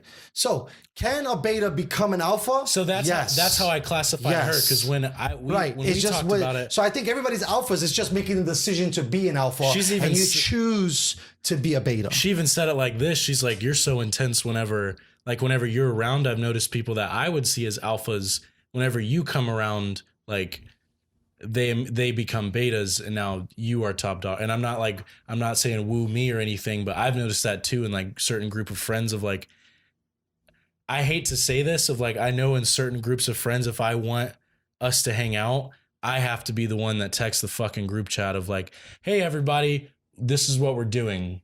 Like, this is the time, this is the everything. And you just have to be the leader of that situation. And that's just one situation. Like, there's so many things in life of like little things of being on my roofing crew. Like the main owner of the company will hand us a blueprint of the roof. And sometimes people just stare at the blueprint. There has to be somebody that walks up and takes command of like, okay, I will point you in this direction. You go in this direction. I will go in this one. And it's more than just like showing people what to do and being the leader. It's also being selfless as well. Of like being alpha, you have to look out for more than just yourself. But I think that's also a gray area too, right? Because when you say alpha, it comes kind of with a stigma of that you're selfish, right? Because if you're the alpha, you're the only fool in the building that anybody should be taking consideration of, right? Which is why I don't really label. I'm not really big into labeling things. I mean, I'll make jokes and I'll say things, but I think that because not only because we're in the United States of America, but because we've learned so much recently, we can shift our mindset to be whatever we want to be. It just depends, right? So I think a large portion for you when you're describing those situations is different. For your size, you're big. For your age, I mean, that's what I meant. For your age, you're huge. For your age, you already have a grasp on a bunch of concepts that most people don't. For your age, you're mature. For your age, like, so you keep on going and adding these things. You keep bringing up the age thing. No, but it's important because when you're around your peers, they're not at that level. You get it? So when you're hanging out with 19-year-olds are behaving like 16-year-olds. So you're behaving like a 24-year-old. So now the age gap just looks totally different. And there could be certain things that frustrate you or bother you from both parties because you're like, wow, this guy's kind of like not even in my classification. Why am I even hanging out with them? And at the top, you look the same thing downward and you're like, these fools are not even on my level. Why am I fucking with them? So that's kind of the thing. So through humility, in my opinion, you kind of got to bring yourself back to the center, right? Which is something that you're talking about, which is not when you're trying to be a leader and maybe delegate task or tackle kind of a venture, you need to be able to spend time to maybe coach someone that's not getting it as quickly or understand that somebody's not, doing something the way you wanted it and have all it. But that's not the way a lot of people process information like that, because there's a lot of things that I think people run out of patience with. You know what I mean? Because if I'm a rock star, you're not a rock star. Why are you not a rock star? Right? And that's a thing that I feel like a lot of people have a hard time with. I also think once you start to be a rock star, you only want to hang out about rock stars because you don't want to worry about the non-rock star. Right? You don't want to go back to like hanging around non-rock stars because they're stressing you out that they're not competing on the level that you're competing. So either you should be, if they say you're the sum of the 5 people you hang out with, right? 5 people should be way better than you, right? So it hopefully pulls you up, right? Versus you got one dude that's dope and 5 suck. It goes the other way, right? It's like, because we're recording here, it's like switching levels up and down and going all of those things. But I just think the beta thing, you got to use a better label. And if I had to use a word, they just more lazy, right? They're not willing to put in the extra work. Right? They're not willing. They can't validate the reason why I should go harder. I should push myself. They're like, this is the baseline. This is how people think, bro. If zero's the mark I gotta hit, I just gotta hit 0, and that's it. I don't gotta go above 0. It's totally mindset, because like I've looked back at like things that have happened in my life that have happened in other people's lives that I've read about. Like I remember reading this thing. A girl was like, "Oh, my dad used to beat me, and this is how I took it. And then she grew up and she had anxiety. And it's not because she's a girl. Like I've seen dudes say the same thing of like, oh, I've been dealt shitty hands and this is how I took it. Oh, I guess I'm going to be a failure and stuff. I remember like I didn't have the best like growing up. I used to get my ass beat, stuff like that. But I didn't take it as like, oh, I'm just going to get my ass beat every day. I took it as like, I don't want to get this. I don't want this to happen. But this anymore. is why. So I did something about it. And that I feel like that's the difference between there is alphas and betas in this world. I'm not going like, you can definitely do that. Rename them if you would like. I'm not going to rename them. I just think there shouldn't be a name on them, period. Right? Because there's so many levels, right? Because you could go beta 1, beta 2, beta 3, beta 4, and literally like, go by beta. Same thing with alpha. If you don't like being a beta, levels. you can totally change that. But that's the problem when I'm trying to explain to you that they're comfortable with being a beta, bro. Most people are cool with just coming home, watching some TV, going to bed, waking up, going to work, making enough money to buy some stuff that they like on the weekend, making some stuff where they can go and hang out. You know what I mean? Like they're not trying to, don't worry, I got it. They're not trying to, I'm going to go get it right now. They're not trying to push themselves, because that's what I was trying to tell you. Because of you are the way you are, that's why I push you, because I know I'm going to get more of a jump start out of you, and you're going to at least think, than someone that's not as motivated and not as focused, that's a different mindset that I say to them and it falls on deaf ears. That's why certain people, we could tell them like, yo, clap this weight out. Some can and some can't. And they all can. But it's how they feel and what they think about in that regard about that they can't, so they can't. Right? I think it was Will Smith who said, Confucius said, those who say they can't and those who say that can are both right. But it's not the sense of like there are people out there that are just okay with doing this and that, and that's it. That's the end of their day. They don't feel like they should better themselves or do anything like that. I'm saying like, if you're okay with that, you shouldn't have a problem being called a beta, because that is what you are. But now in this woke society, bro, you can't call, like, imagine this, right? We can't say certain words. What if it gets into a space where you can't say beta either? Yeah, but who is the boss to say that we can and can't do that stuff? Plug me in, bro. Like, well, the social justice warriors, right? The simple thing of talking and stuff and making sure they protect everybody's point of view and interest. Like, dude, the simple thing of my crew. Like the crew that I work with right now on construction, they're all older dudes and they're all alcoholics. Like that's the biggest thing with. But that's also a different generation. You got to think about that, right? Like you guys are not going to be that way. Like I think there's going to be less moving forward in the sense of like you drink, but I mean I don't know. I just feel like that like career drinker is getting less and less, right? Because kids. Think about it like this. How many 21-year-olds... I almost think it's worse, because like now you're moving on from coming home and having a couple beers to like now people that are my age or even a little bit older but I think or because younger. There's so much information. And like on the way from their job after they've clocked out, they pop a Xanax but you're talking or they smoke like 3 blunts. Well, I think that's also relevant too, right? I think we're switching from booze to now drugs. Like drugs is now, like you could be a career druggie versus being a career alkie. But what I was getting at with this crew and everything is... Who's to say what's right and wrong? Because like they're all alcoholics. So when they ask me what I'm going to do on the weekend, I'm like, oh, I'm going to smoke like an extra big blunt, and I'm going to go heavier on my workout, and I'm going to eat more food. So when I say that, they give me these weird looks, and they're also very judgmental. Like, I know, but I've told you about this too. They're judgmental. You give too much. They're judgmental in the sense of like, oh, you're gonna go smoke. Right, but weed? why would you put that out there? It's like, dude, you just like on the weekends you smoke a 36 pack. It doesn't matter. Alcohol is legal. Who are you? But who's to say what's right and what's wrong? The government. That's what I'm getting at. The government, right? And conception. But we're not talking about the government right now. We're just talking about basic people like you and me. Because the government says it's legal in their mindset, they're like, well, it's acceptable, so I can do it. I could go ham. Technically, let's say weed is not legal in all states recreationally, so that's bad. So it's taboo. If the government says it's bad, it's bad. Yeah, back in my hometown, I'm from Florida, if everyone doesn't know, but it's still illegal there. Like we're in California. Right. So I'm saying, and you would try to talk to your mom and like, you know, enlighten your mom, like, hey mom, but you said this last time she was a little bit more open, but they, you know, our parents hide stuff from us. She's more open because my mother isn't like everyone else in that small town mind. She knows that society's changing and that you get used to it, and not everything coming out that's new, because as humans, most things that are new to us, we see them as threats because we don't know that many details and we've never experienced it before. So just like drugs, people that haven't done drugs, they hear drugs, they hear weed, they hear anything like that. They take it as, they label it as dangerous, not only because of how the media puts out and how like certain news outlets put it out. They've never experienced it and they've heard like a thing or two. So they immediately just deem it as negative in their brain. That's what I'm saying. I get that. I was just talking on our last podcast about how marijuana has been demonized. And there's a lot more benefits marijuana-wise, right, than alcohol. 100%. Alcohol is liver cancer or, liver damage, and you would physical damage.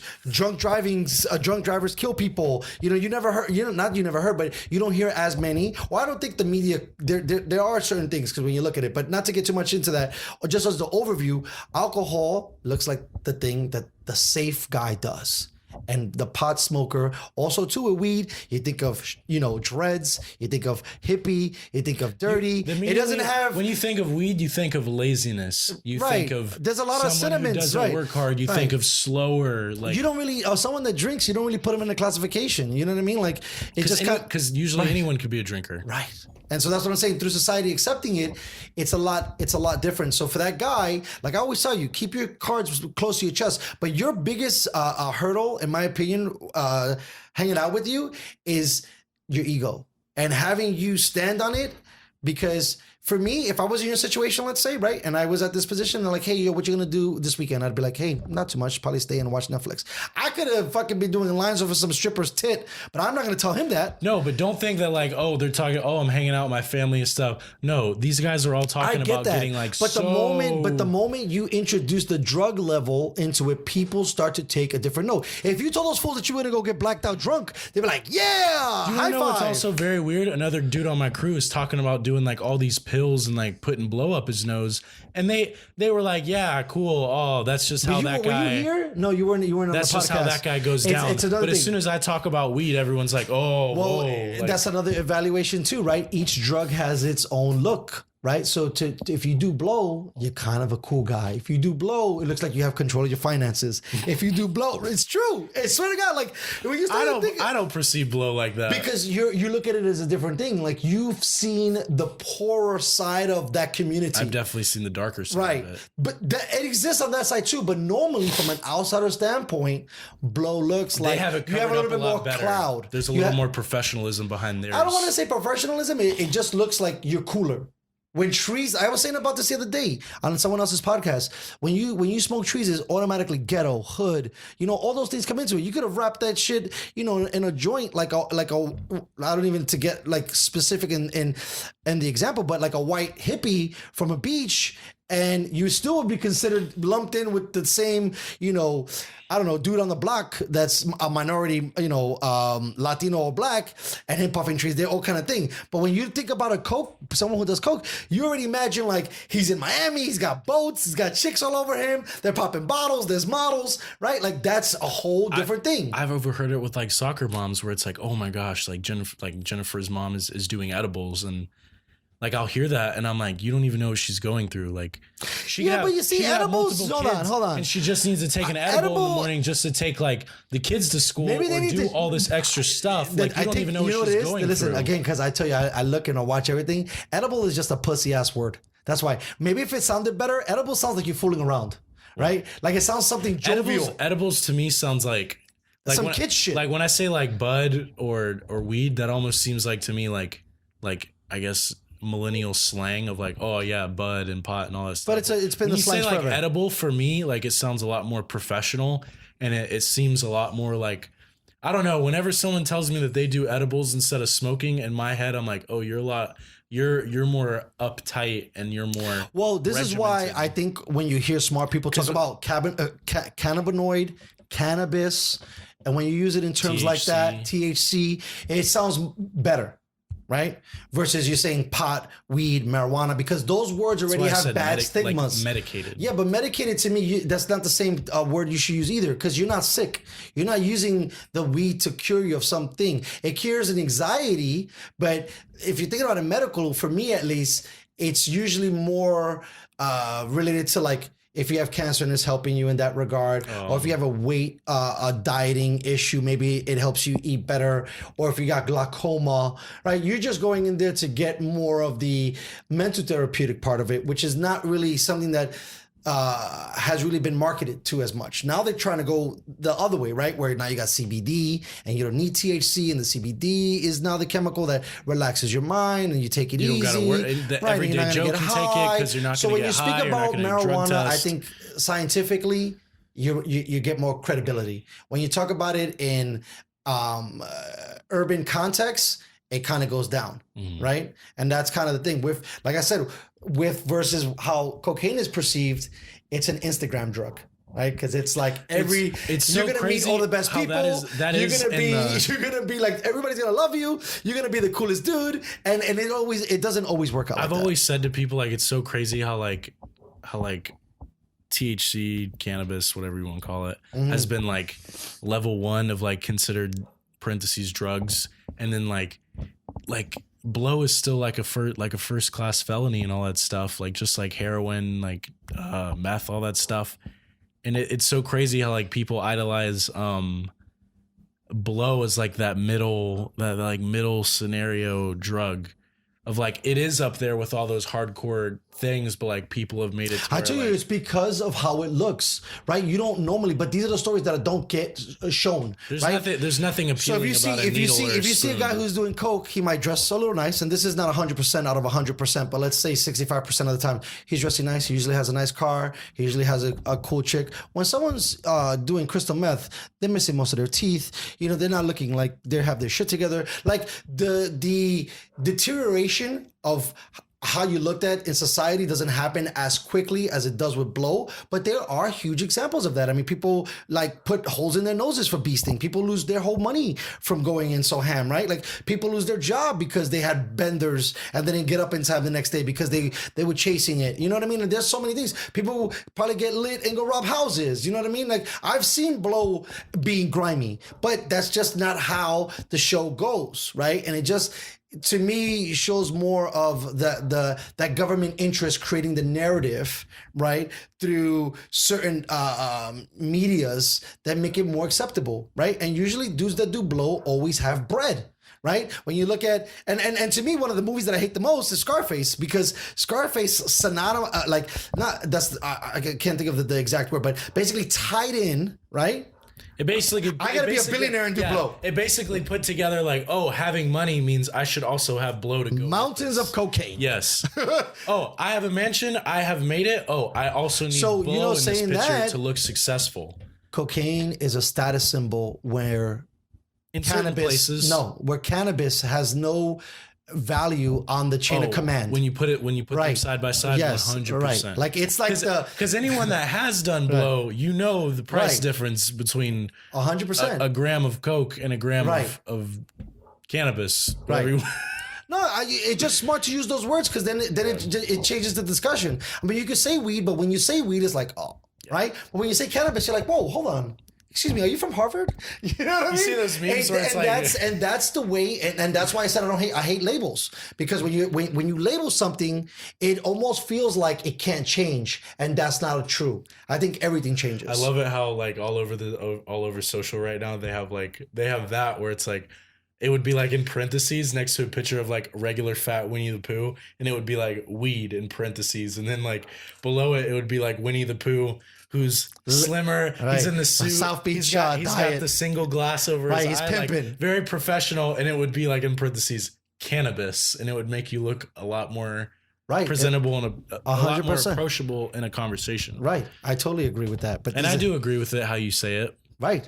It's much better. So when you have these discussions, like this is how I talk to my some family members that I was trying to put on, because they tried it and I was discussing with them. But when you speak about it intellectually, it sounds way different than when you're talking about it in slang, because it doesn't give it the same merit, right? Like I think cocaine only has, I mean, it has a bunch of names, but there's only a few that's represented, right? It's like blow, snow, white girl, Right, I know White Girl was in there, but that's not Coke is another one. I would say those are those are top two. So Blow and Coke, and then third place could be something relative to saying a lady, because they'll always call her the White Girl, or in New York City is considered vitamin C. So I don't know. Everybody has their own slang, but I think Coke and Blow are like the top two favorites for marijuana. I usually hear everybody call it Snow too. I'm like, what the fuck are y'all talking about? Snow? It's hot. I think I referred to it as Black Diamonds. I loved yours, the vitamin C. It's like, I can't take full responsibility for coming up with that saying, because New York City, they just